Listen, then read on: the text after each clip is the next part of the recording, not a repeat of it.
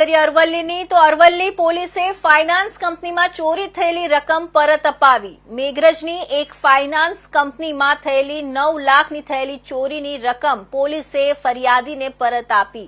1 વર્ષ અગાઉ ફાઇનાન્સ કંપનીમાં ચોરી થઈ હતી।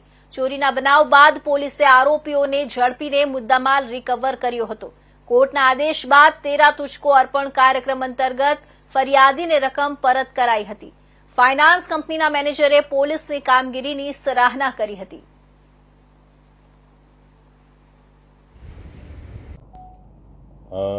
9/9/2024 એટલે કે 1 વર્ષ પહેલાં મેઘરજ ખાતે લાઇટ માઇક્રો ફાઇનાન્સ જે સ્મોલ ફાઇનાન્સ કંપની છે એમાં ચોરી થયેલી 9,65,000ની અને એ તાત્કાલિક એલસીબીએ પીછો કરી અને 2 આરોપી પકડેલા।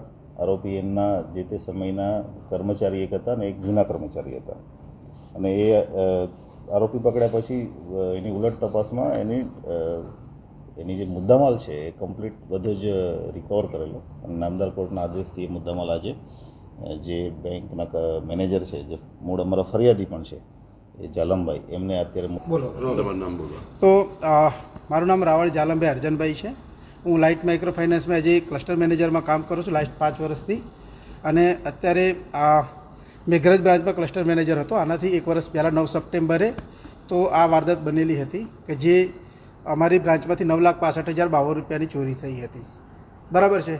અને આ ચોરી થયા બાદ અરવલ્લી ડિસ્ટ્રિક્ટ પોલીસ અને મેઘરજ પોલીસનો હું ખૂબ ખૂબ આભાર માનું છું કે જે લોકો આટલી સ્પીડમાં અમને અમારો જે આ ચોરી થયેલું જે વસ્તુ જે છે અમાઉન્ટ જે છે કે જે 9 લાખ। તો હવામાન વિભાગ દ્વારા આગામી 1 સપ્ટેમ્બર સુધી રાજ્યમાં ભારે વરસાદની આગાહી કરવામાં